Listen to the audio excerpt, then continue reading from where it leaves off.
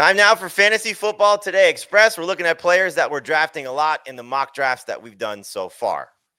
I'm Jamey Eisenberg. That's Dave Richard. Obviously, our buddy Adam Azer is taking the day off today for FFT Express, so we'll get you covered with some players that we're looking at that we tend to be gravitating towards. So we'll each go with a player at each position. Dave, I'll start with you.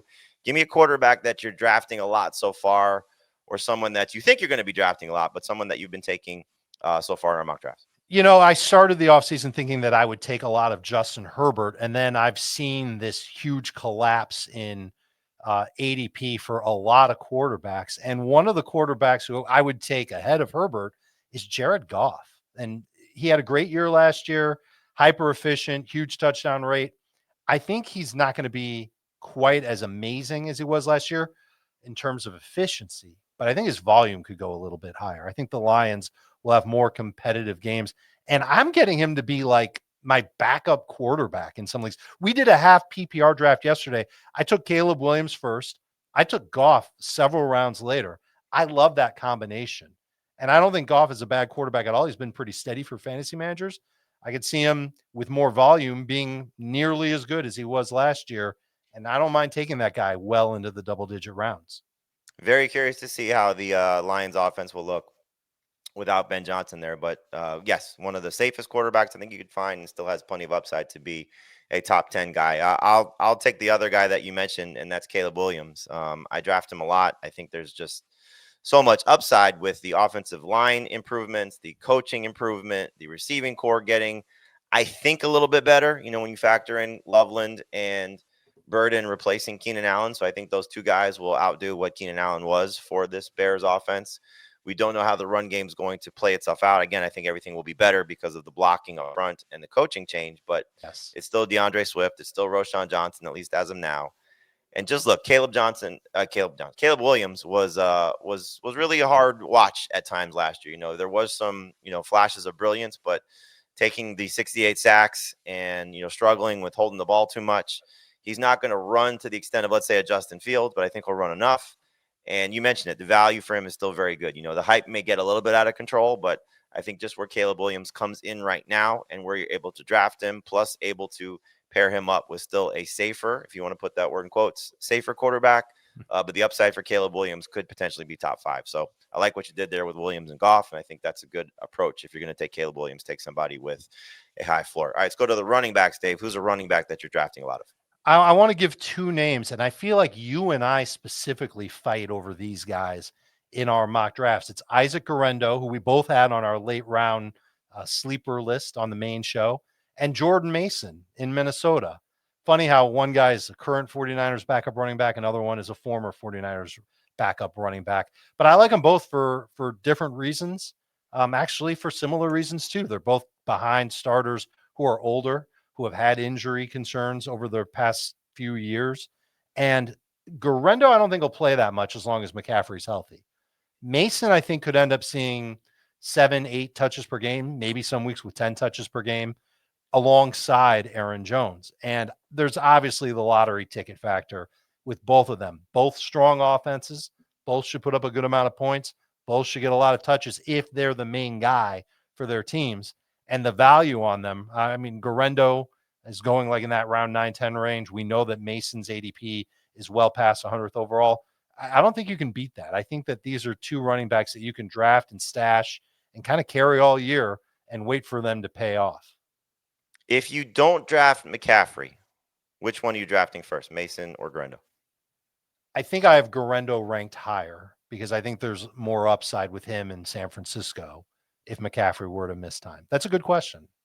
I tend to go Mason first just because I think after what Kevin O'Connell said, it makes me more nervous about Aaron Jones and more excited about Mason because he said in 2 separate interviews, at least that I read, I'm sure he's maybe said it more, but prior to free agency, he said that they felt that they gave Aaron Jones more work and they think that he thinks that he was better as a running back in a committee than he was last year when he set career highs and touches and had a fantastic season.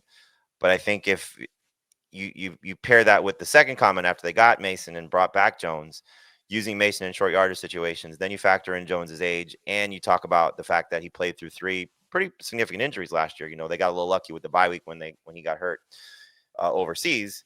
I think Mason's going to play, and I think he has the same maybe not the same ceiling that Guerendo has, but we saw what he was doing, playing ahead of Guerendo, obviously, in San Francisco. So I lean toward Mason, but they're back to back in my running back rankings. I just take Mason first if I get the opportunity to. Again, if I'm not the McCaffrey manager looking to handcuff. For me, it's Jaylen Warren. I know Caleb Johnson is going to have a huge opportunity, and I would draft Johnson ahead of. I would draft Caleb Johnson ahead of Jaylen Warren. The thing I like about Warren is he's a great pass protector, and I think he's going to get plenty of opportunities. Hopefully protecting Aaron Rodgers as opposed to Mason Rudolph. But he's the better pass catcher. And Arthur Smith, this is the only thing that makes me a little skittish about Caleb Johnson. Arthur Smith, when he had one of the best rookie prospects in Bijan Robinson, was still giving the second running back a lot of work. And I think Jaylen Warren's skill set is a little bit better than what Tyler Allgeier's skill set was, which was just basically a running downs guy. Jaylen Warren's going to play on passing down situations.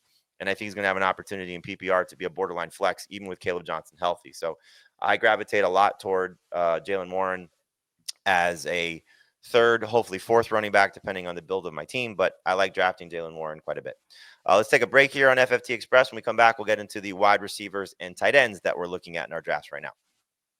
All right, Dave, what's a wide receiver that you're drafting a lot of at this point? A wide receiver that I am all about. Okay. I don't know how all about I am on Chris Godwin, but I seem to draft him a lot. I think it's just because of good value, and he's obviously got top 10 potential at wide receiver, and I'm drafting him as like wide receiver 24. Like he keeps fading, and I'm getting him later and later. I remember I was taking him pretty early in our January and February mocks, and now we're into May. I can double check where I took him in our most recent draft, and it's half PPR. But I'm still finding him at really good values, and like he's my flex in a 3 receiver 1 flex league. So as long as I can keep getting Godwin, I got him at 62nd overall. Jamey, that's round 6. That's excellent for somebody like Godwin, who probably isn't going to be as good as he was last year. We know he's not 100%, and maybe he doesn't even play 100% of the snaps, but he's still in tune with the quarterback. It's still going to be a team that throws the ball a good amount of time, and it's still going to be a team that should put up a lot of points. I don't mind taking Godwin in round 6. Maybe I am a little excited about him. At that value, it makes a ton of sense. You mentioned the year that he's coming off of. He was better than Mike Evans in the first 7 games that they played before Godwin suffered that ankle injury against Baltimore. Yeah. And 5 points per game better. He was at over 19 PPR points per game. Evans was at 14 and change. So we'll see how much Ibuka plays a role. You talked about this in the full length episode on Thursday that, sometimes these guys just find a way to get on the field and be productive. It feels like it's going to come. It's coming at the expense of Godwin because of where Ibuka lines up and has the most success at the slot. And that's where Godwin's best production has come. So we'll see how they mix and match those guys and where Jalen McMillan falls into this. But I'm with you. Round 6, I think, is a great spot to end up with Chris Godwin. And I think it's a great call. For me, it's Courtland Sutton. Just looking at the situation for him in Denver, you talked about Pat Bryant and Marvin Mims on the full length episode. Those guys don't scare me when it comes to Courtland Sutton. The one guy that makes me nervous is Evan Ingram, and we'll see how much of a factor having a better pass catching tight end on the field comparatively to what they had last year is going to matter here. But Courtland Sutton in 2 years with Sean Payton has 18 touchdowns.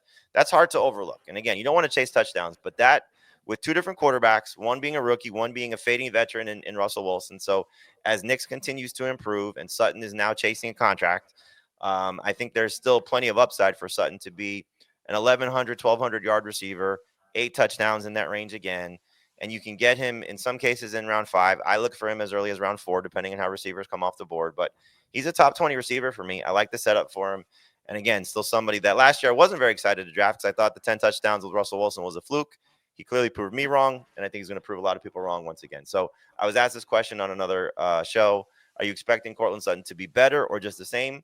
And I'm fine with him being just the same. I think that's just a solid number 2 wide receiver that you're getting at a very good price and can hopefully, be in that touchdown range again and be a very successful fantasy option. Literally wrote that in his outlook on the site. Let's close the show with tight ends. So who's the tight end that you're drafting a lot of right now? It's the same 2 tight ends that I mentioned as sleepers on the main show. I almost don't want to say their names because I want people, first of all, I want to keep getting them as sleepers.